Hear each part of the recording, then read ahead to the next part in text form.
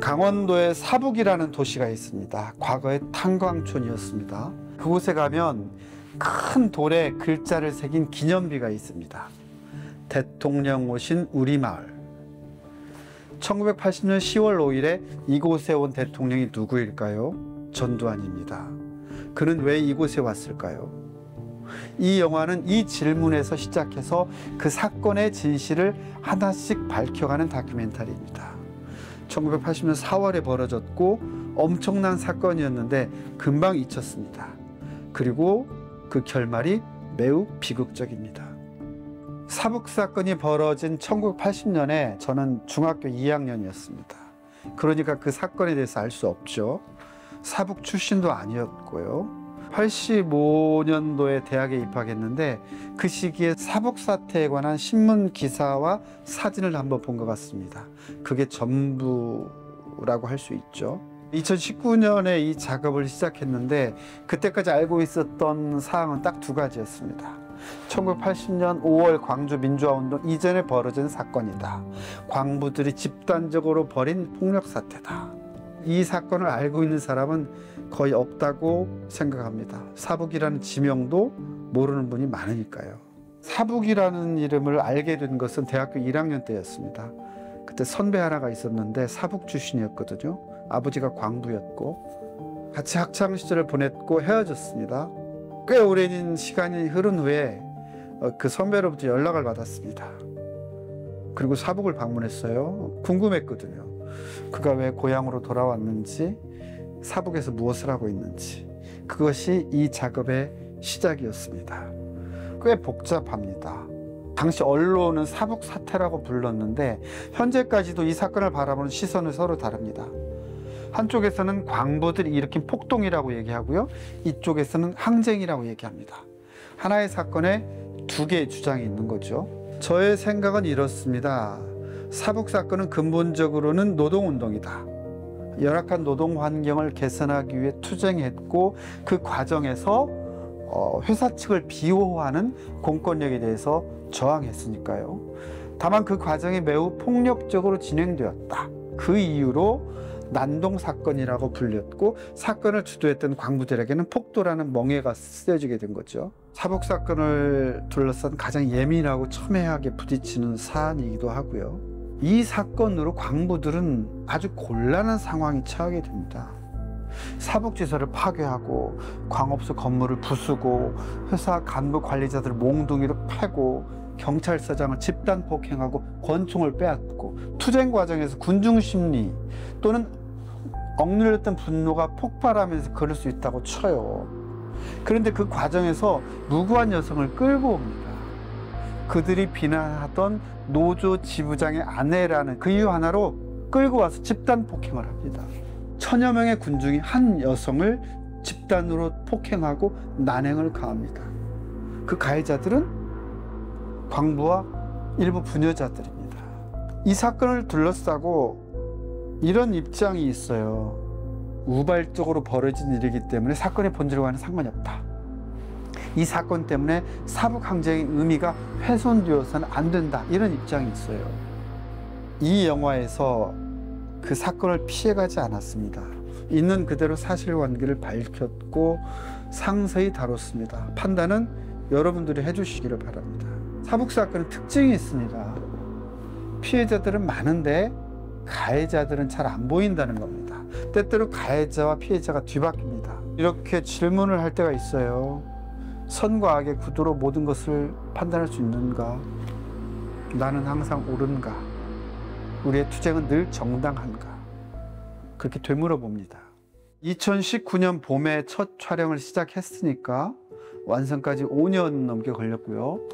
한 100여 명 이상을 만나고 촬영 횟수만 해도 한 160회가 넘은 것 같습니다.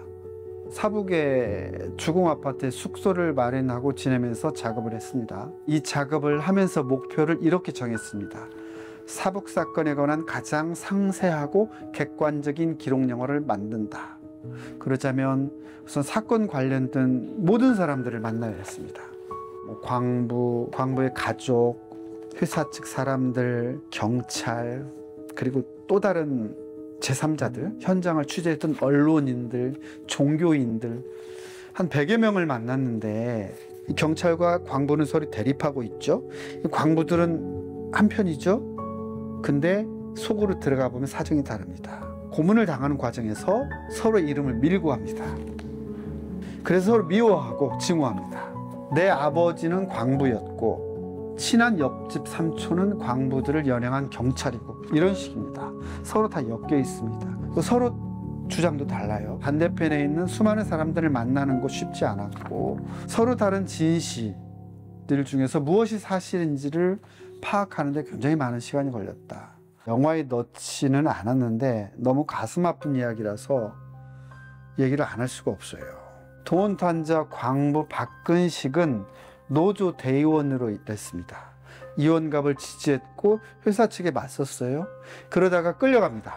끌려가서 죽도록 맞고 고문을 당합니다. 20일 후에 풀려나요. 그 뒤로 노동력을 상실합니다. 가족 생계는 아내의 몫으로 남죠. 박근식은 그렇게 8년간을 병원을 전전하다가 생을 마감합니다. 그런데 그는 경찰서에 끌려가서 당했던 일을 단 한마디도 하지 않았습니다.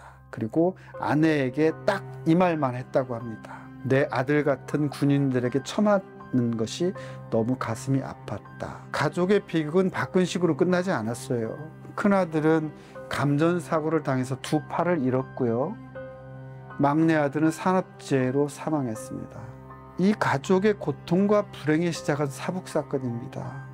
이름 없이 죽어간 광부 박근식의 이름을 세상이 기억해 주기를 기대합니다. 이 사건은 현대사에서 매우 중요합니다. 그런데 잘 알려지지 않았어요. 그 이유를 생각해 보면 사북사건의 전개 과정을 우선 이해할 필요가 있습니다. 갈등이 전개되다가 폭발하고 위기의 순간에 극적으로 타협합니다.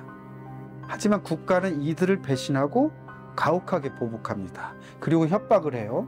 너희 새끼들 여기 와서 끌려와서 고문 받았다는 얘기 어디 가서 입만 뻐끗하면 쥐도 새도 모르게 죽여버린다. 사북사건으로 총 28명이 군사재판에서 유죄 판결을 받았습니다. 그리고 200여 명이 끌려가서 폭행과 고문을 당하거든요. 국가에 의해서 가혹한 폭력이 자행됩니다. 잔인하고 야만적입니다. 남녀를 가리지 않습니다. 성적인 가혹행위도 서슴없이 자행됩니다. 하지만 그들 누구도 그 사건을 입 밖에 내지 못합니다. 두려운 거죠. 강요된 침묵입니다. 제가 만난 광부의 아들은 이렇게 얘기했어요. 우리 아버지가 끌려갔다 왔는데 온몸에 피멍이 들고 상처투성이었다. 그런데 단 한마디도 안 하더라. 평생 한마디 안 했다. 그런 아버지가 죽도록 미웠다. 회사는 물론이고 동료 광부들도 그들을 외면합니다. 간첩, 빨갱이, 폭도라는 낙인이 찍혀 있잖아요. 결국 끌려가서 고문을 당했던 광부들은 노동력을 상실하고 가정이 파탄되고 병들고 일찍 죽었습니다. 산업전사로 불렸던 그들은 그렇게 이름 없이 사라져갑니다. 모두가 겁에 질려있던 슬픈 시대였습니다. 1979년 10월 26일에 박정희 대통령이 피살되면서 계엄령이 선포됩니다. 민주화를 열망하는 수많은 대학생과 시민들이 거리로 나오고요. 하지만 권력의 공백기에 재빨리 권력을 장악한 세력은 전두환을 정점으로 하는 신군부였습니다. 결국 서울의 봄은 꽃을 피우지 못했고 1980년 5월 광주는 계엄군에 의해 유혈 진압당합니다. 그리고 9월 1일 전두환은 대통령에 취임합니다. 어두웠던 시대입니다.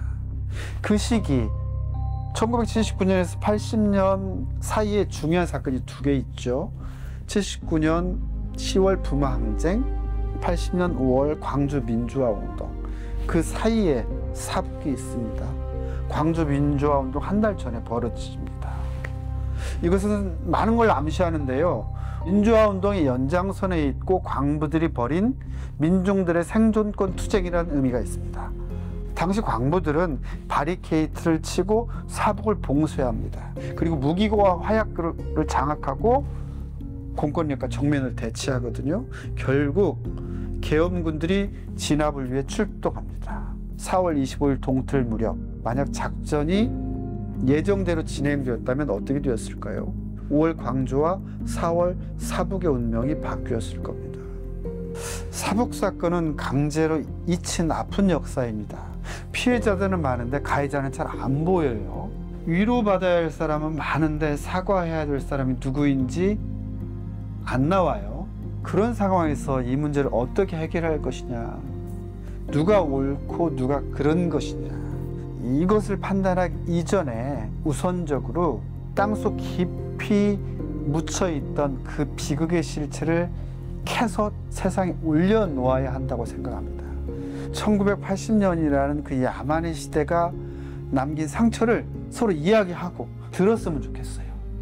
나도 알고 당신도 알고 우리도 알아야 될 거 아닌가요? 그 다음에 우리가 무엇을 할지, 그 사건이 남긴 상처를 어떻게 치유할지 한 발 앞으로 더 나아갈 수 있지 않을까